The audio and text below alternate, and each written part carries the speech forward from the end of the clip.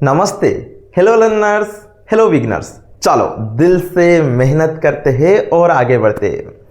आज सुबह कुछ अच्छी चीज़ सुन के आज दिन का शुरुआत करते हैं। शरीर मेरा मिट्टी का, सांसों मेरा उधार है। घमंड करूँ किसी बात का, यहाँ पे तो सारे किराएदार है। तो चलो सुनते और कहानी और कनेक्ट करते हैं भगवान और भगवान का वाणी भगवत गीता के साथ।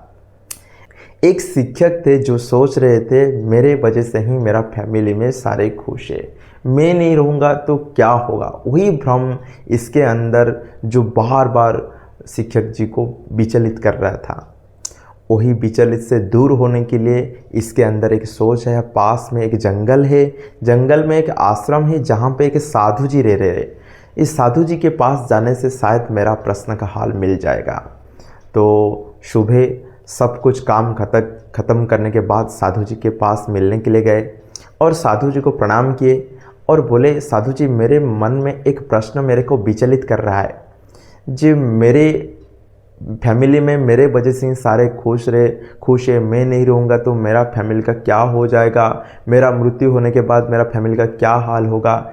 ऐसे सोच के मैं पूरा बहुत विचलित हो जा रहा हूँ।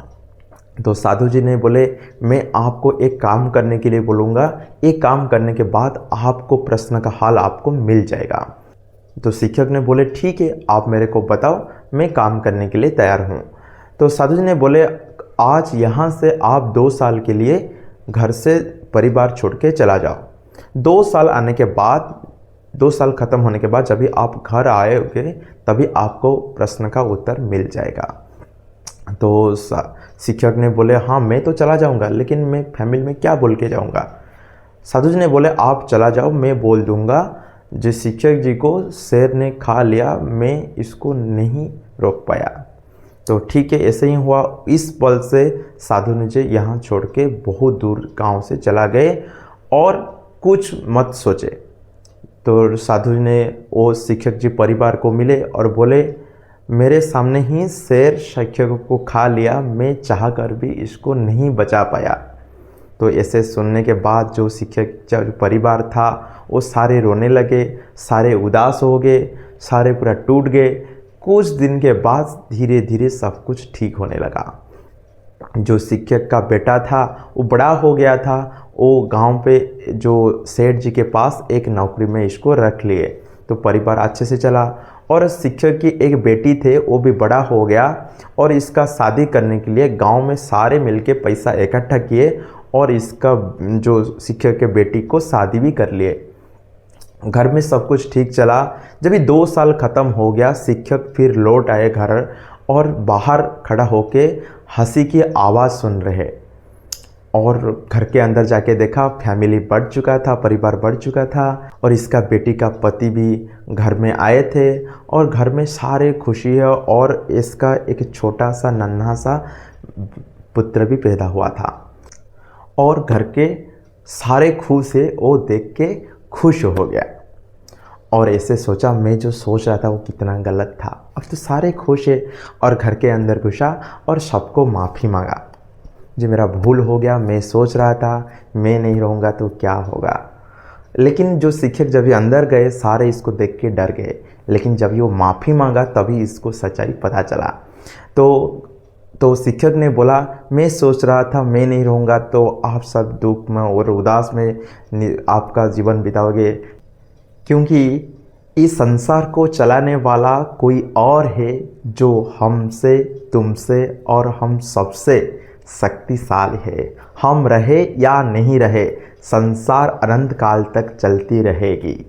वो जब को आपको जो वही बात जब आपको पता चल जाएगा, आप खुशी से आराम से जी सकते हो। और हमको जो जीवन का प्रमुख 3 घटना है, जैसे जन्म, जीवन और मृत्यु।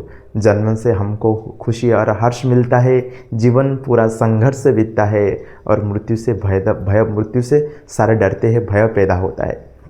लेकिन ऐसे सोचो जैसे सब कुछ अन्याय, अत्याचार, सब कुछ गलत मार्ग से चलने से आपको खुशी न मतलब अच्छे नज़र आता है, लेकिन जो सबसे बड़ा सच्चाई है दुनिया से, मृत्यु, इसको कभी खूबसूरत का दर्जा नहीं मिला है अभी तक। तो चलो और वही जन्म और मृत्यु से कभी हम छूट पाए, हमको मिलेगा। इसके लिए हमारा भगवत गीता में एक श्लोक है, कर्मजं बुद्धियुक्ता ही फलं त्यक्ता मनीषिणां जन्म बंधन विनिर्मुक्ता पदं गच्छन्त्यनामयम्।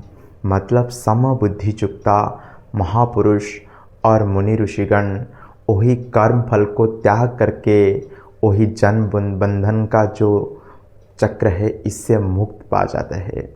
और वही चेतना, जैसे हम काम करेंगे सकाम प्रेम से काम करेंगे, कोई फल का आशा नहीं है, जो होगा संसार के कल्याण और परोपकार भाव से काम करना चाहिए।